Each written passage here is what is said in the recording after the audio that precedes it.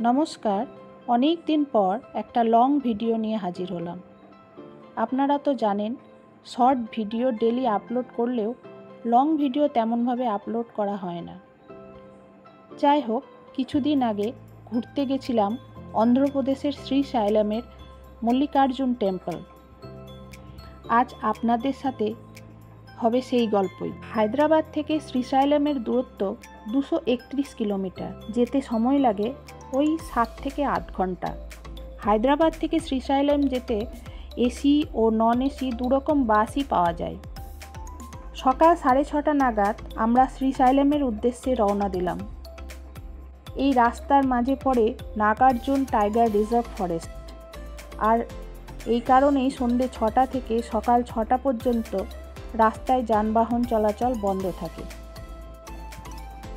আমাদের বাস ছুটে চলেছে তার গন্তব্যস্থলে। দুদিকের মনোরম দৃশ্য দেখতে দেখতে ওই দুপুর 2টো নাগাদ আমরা আমাদের হোটেলে পৌঁছে গেলাম। এই হলো আমাদের রুমটা খুবই সুন্দর ছিল। আমরা ফ্রন্ট রুম নিয়েছিলাম, তাই একটা সুন্দর ব্যালকনির সুবিধা ছিল, যেখান থেকে মন্দিরে যাবার রাস্তা পরিষ্কার দেখা যাচ্ছিল। রুমে এসে আমরা ফ্রেশ হয়ে লাঞ্চ সেরে কিছুক্ষণ রেস্ট নিলাম। এখন সন্ধে 6টা, রেডি হয়ে গেছি মল্লিকার্জুন টেম্পল যাবার জন্য।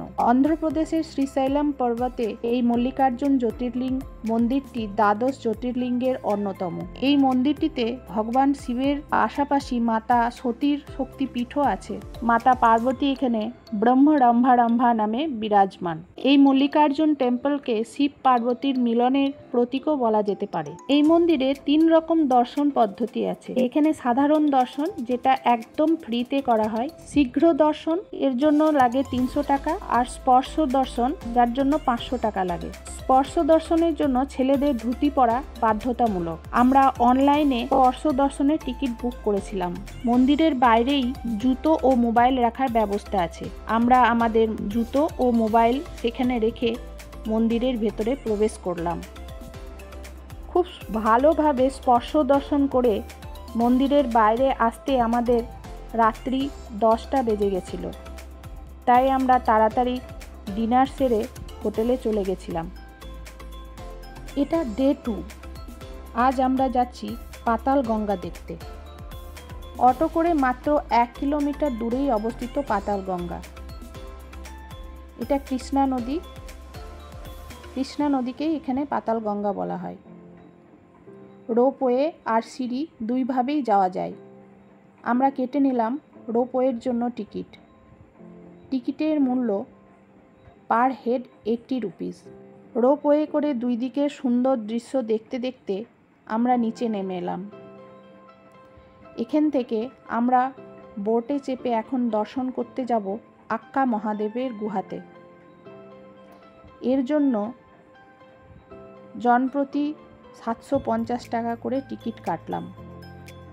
প্রায় 16 কিলোমিটার বোটে করে যেতে হবে।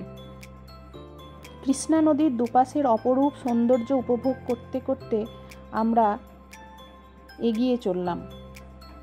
মাঝে গাইড তেলেগু আর হিন্দি ভাষাতে এই আক্কা মহাদেবের গুহা সম্বন্ধে যাত্রীদের কাছে বর্ণনা করলেন।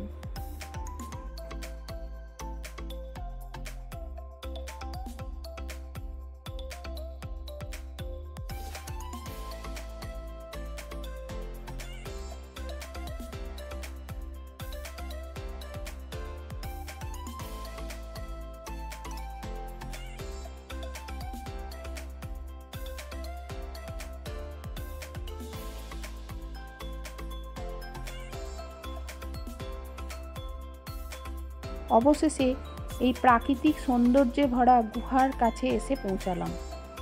প্রাকৃতিকভাবে সৃষ্টি এই গুহাটি ঐতিহাসিক ও আধ্যাত্মিক তাৎপর্য আছে। আক্কা মহাদেবী ছিলেন একজন কন্নড় কবি, দার্শনিক ও শিব ভক্ত, যিনি এইখানে ভগবান শিবের ধ্যান করেছিলেন এবং গুহার ভেতরে প্রাকৃতিকভাবে গঠিত শিবলিঙ্গের পূজা করেছিলেন। একটি সরু সুড়ঙ্গ দিয়ে গুহার ভিতরে ঢুকলাম। গুহাটি এতটাই সংকীর্ণ যে একজনের বেশি প্রবেশ করা যাচ্ছে না। ভিতরে শিবলিঙ্গ আছে, যেখানে প্রাকৃতিকভাবে জলাভিষেক হচ্ছিল। মোবাইলের লাইট দিয়ে ভিতরে কোনো রকমে গেলেও কোনো ছবি আমি নিতে পারিনি।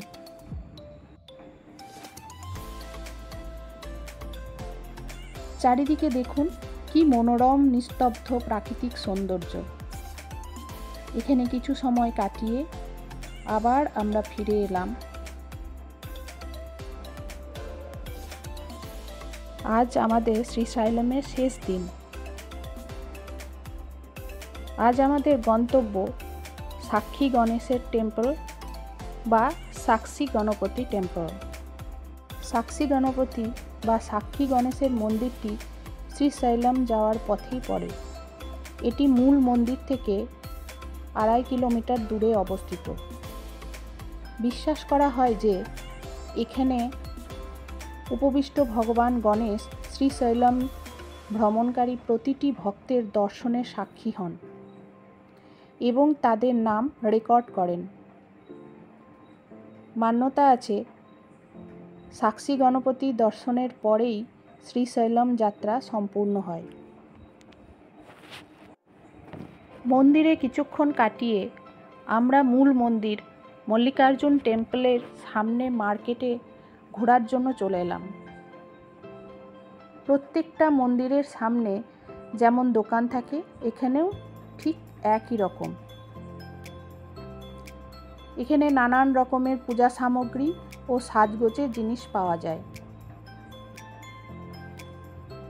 আর এগুলি হলো বিভূতি, যা দক্ষিণ ভারতে বিশেষভাবে প্রচলিত তিলকের জন্য। বেশ কিছুক্ষণ মার্কেটে ঘোরাফেরা করে সোজা চলে এলাম ডিনার করতে। ডিনার করে ফিরে গেলাম হোটেলে। আজ তাহলে আসি। আমার এই ব্লগ আপনাদের কেমন লাগলো কমেন্ট করে জানাতে ভুলবেন না কিন্তু। ভালো থাকবেন, ভালো রাখবেন। খুব তাড়াতাড়ি ফিরছি নতুন একটা গল্প নিয়ে।